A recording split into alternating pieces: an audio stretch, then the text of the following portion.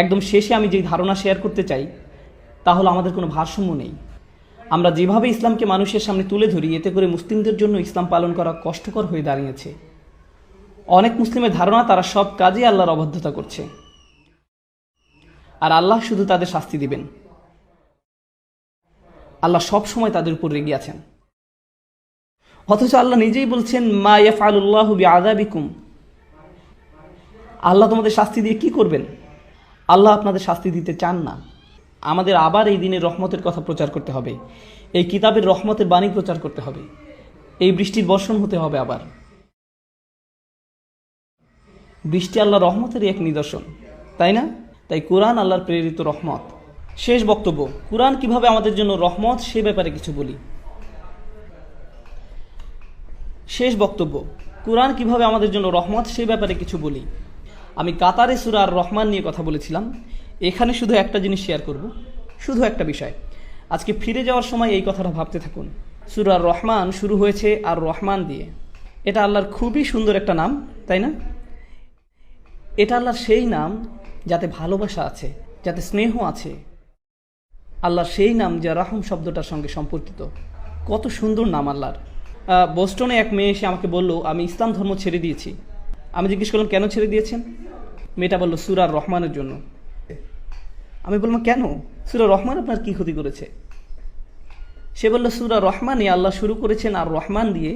তিনি বলছেন তিনি ভালোবাসেন, প্রতিপালন করেন, ক্ষমা করেন, অথচ সূরার মাঝখানে তিনি দোজখ নিয়ে কথা বলতে শুরু করলেন।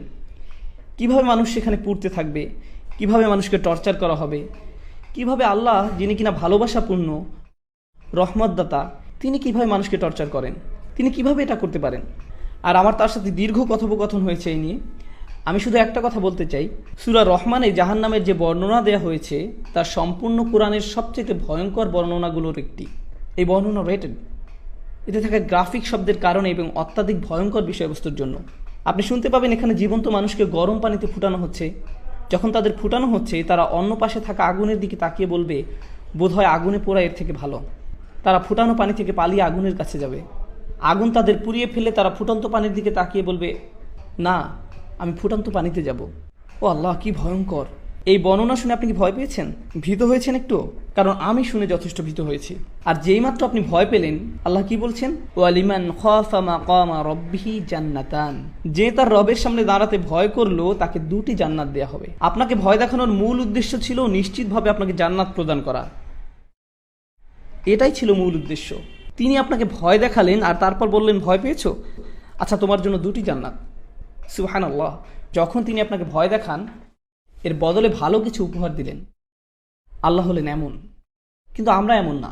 আমরা শুধু মানুষকে ভয় দেখাতে ভালোবাসি, মানুষকে নেতিবাচক কথা বলতে পছন্দ করি।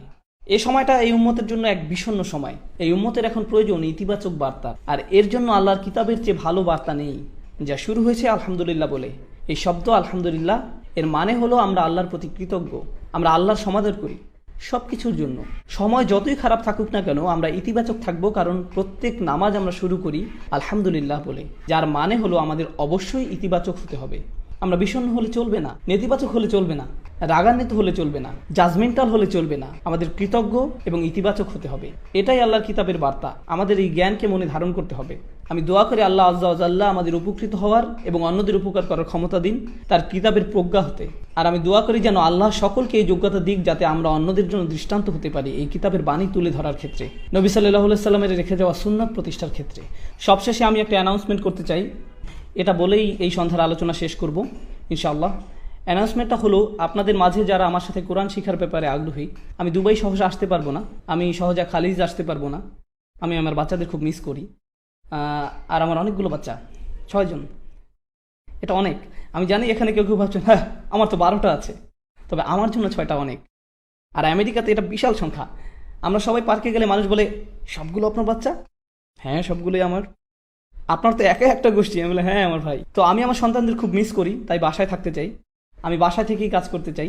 তবে এর মানে এই না যে আমি আপনাদের কোনো উপকারে আসবো না। আপনি যদি আমার কোনো কাজ থেকে উপকার পেয়ে থাকেন তা সম্ভব হয়েছে কারণ বেশিরভাগ জিনিসই যা আপনি আমাকে করতে দেখেছেন তা এখানে হয়নি। আমি কাজটা করেছি টেক্সাসে বসে, আর সেখান থেকে আপনাদের দ্বারে পৌঁছাতে চেষ্টা করেছি। আমি এটাই করতে চেয়েছি। আমি 2টি কোর্সের কথা বলবো। বিশেষ করে এখানে থাকা তরুণদের জন্য আমি 2টা কোর্সের সুপারিশ করব।